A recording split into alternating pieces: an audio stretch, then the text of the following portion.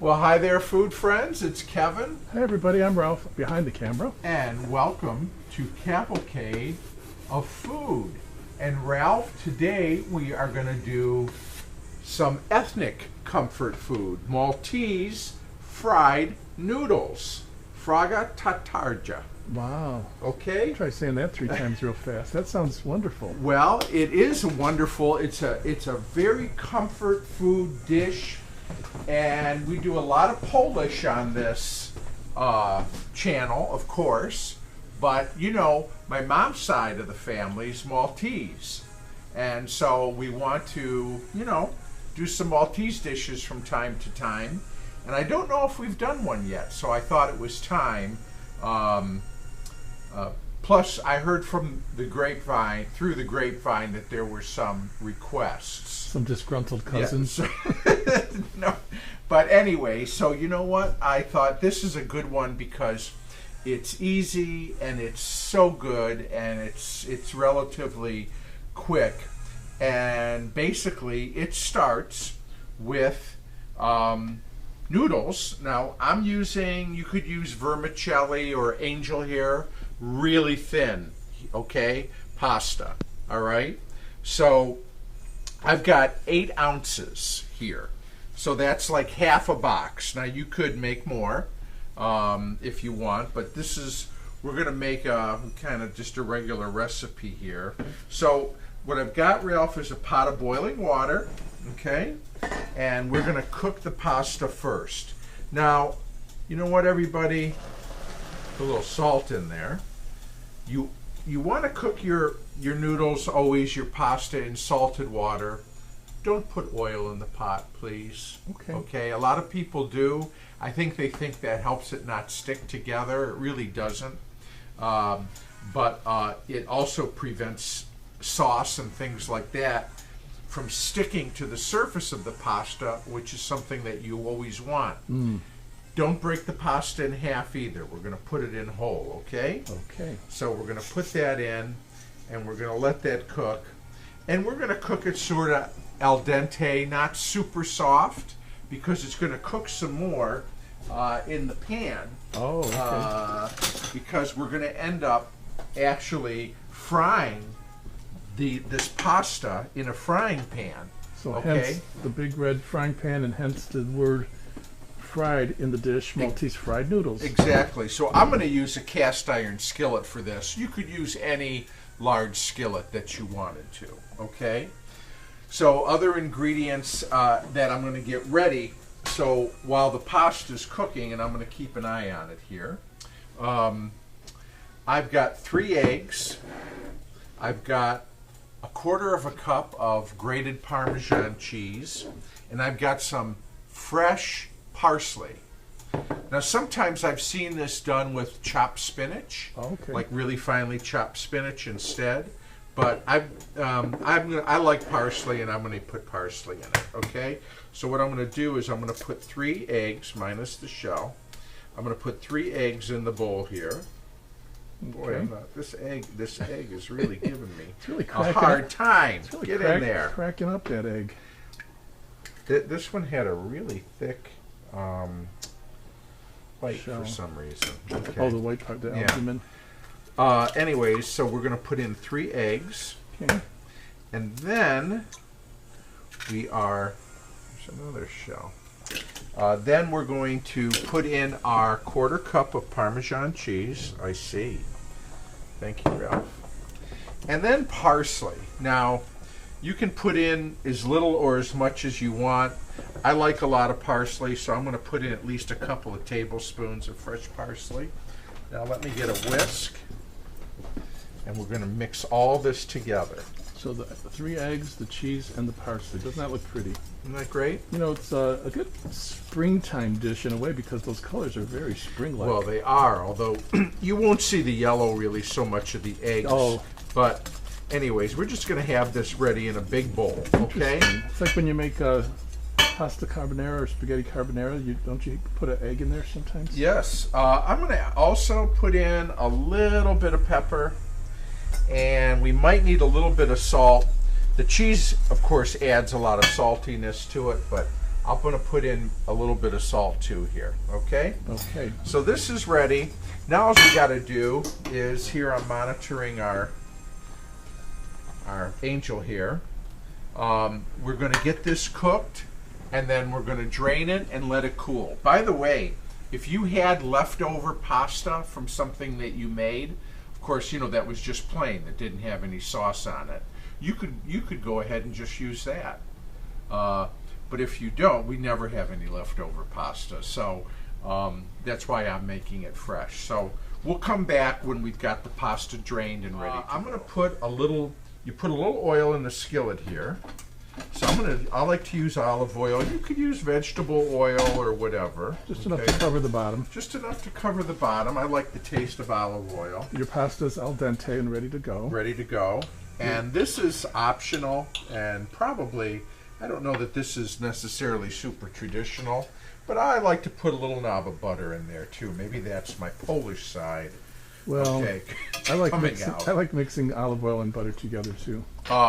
So we'll let that get hot. So I'm going to take the angel here, and we're going to put it in there, and let's get it good and mixed up here with our stir in the eggs and the cheese, parsley mixed, and the parsley.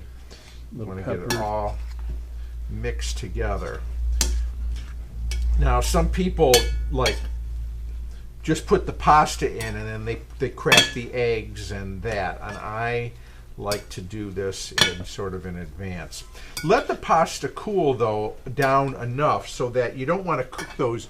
If you put like super hot pasta in this mixture, it'll cook the eggs. It'll start to cook the eggs, which you don't want. No, because it'll scramble them. And you could cool the pasta down by just running it under some cool water, right? Mm-hmm, you could. The other thing too is, you know, depending on the size of your pan, how thick or thin do you want to make this? Okay, so I've seen it. I've had it served too. Almost, they call it like an omelet, where they make it, and then when it's done, they fold it in half. Oh, okay. Okay? And you could do that. But now if you want to do it more of an omelet style, you need to make it thinner. And then some people I've seen like it sort of thicker.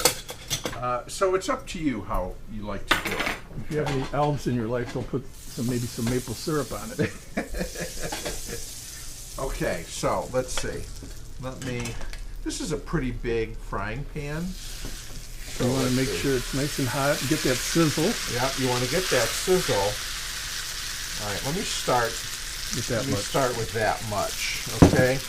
And let me spread this out. Steve, you want to spread it out evenly in the pan, like so, okay? And we're on a kind of a medium-high heat here. Again, any large skillet will work. So there we go. Now, of course, we want to develop a nice crust on this side, so we're just going to let it cook, and we'll check it, and then we'll flip it over. So, Ralph, I'm just loosening up the sides here, but one thing is you can tell is it holding together. See how it is? Right. And, oh my gosh, the smell. Now, this is, I don't mind telling you, this is hard to flip in one piece. Right. And some people don't worry about it, okay? But I'm going to try to do it, all right? I have faith in you. So what I'm going to do is we're going to put the lid on, and then I'm going to try to do it like this. See if, okay. Then we're going to put this back. Now look at that.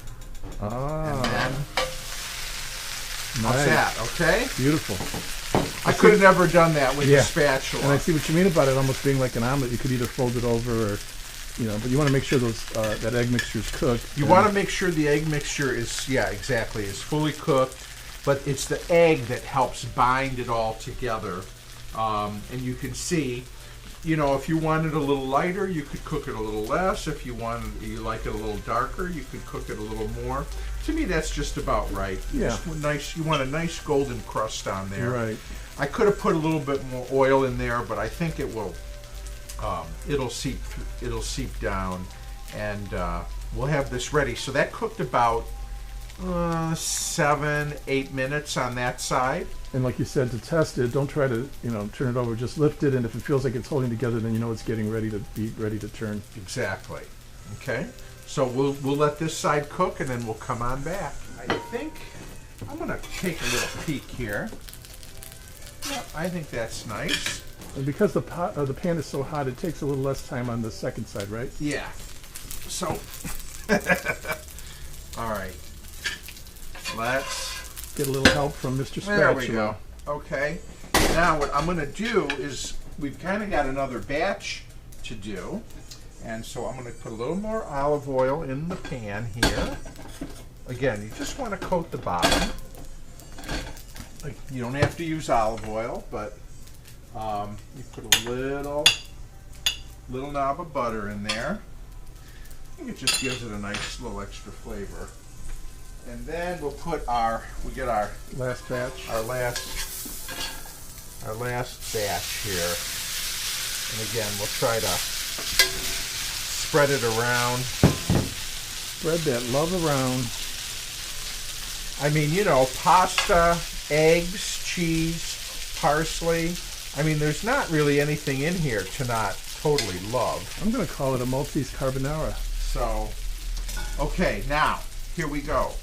So now we've got this. Again, we could flip it and do it omelet style. Okay. Where you see it like this. Okay. Sometimes it's served that way. That's great. I love it. Now, what I like to do is we take a little Parmesan cheese. I know we put some on the inside in the mix, but more is always more, right? More is more. And then more parsley. A little parsley garnish. Oh, that looks nice. And how beautiful is that? Now there's a meal right there. Let me get a fork.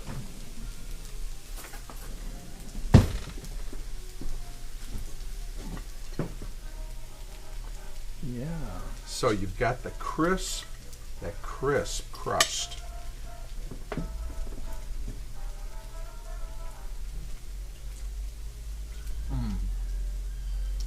Delicious. It's not, it just has that wonderful blend of the cheese and of the egg. It's not a heavily seasoned dish. It's just, you could just eat this easily. I could add a sauce. I got to think about what kind of fun sauce to make to go with that. You could do that. So, is it bringing back memories? Yeah. Wonderful. Yeah, it's. Oh my gosh. It's easy and it's very Mediterranean, because it's got the olive oil. It's from Malta. And just the crunch. Although I think I'm going to even put a little bit more cheese on it. Sure, why not? I'm eating it as an omelet. You're eating it sort of double-decker style. Yeah. But again, you don't have to fold it. You need a big, again, depending on the size of your skillet, will show you what kind of plate that you need. It looks almost like a hash brown omelet. It does kind of look like hash browns. But that gives you an indication of when it's time to turn it, when you see that it's browning like a hash brown. You're going to like this. Good. So anyways, here we are. Maltese fried noodles. Uncle Bob, this one's for you. Okay? Froga Tat-Tarja. So anyways, thank you. We had a wonderful time. We always do. We always do. Cooking, spending time with you, more importantly. We love it. And we hope everybody's well and everybody is good. And we are just appreciative of your time. If you like what we do here, share, like, subscribe. And you know what? We'll look forward to seeing you again real soon right here on Cavalcade of Food. Bye, everybody. That's right. See you all next time. Bye.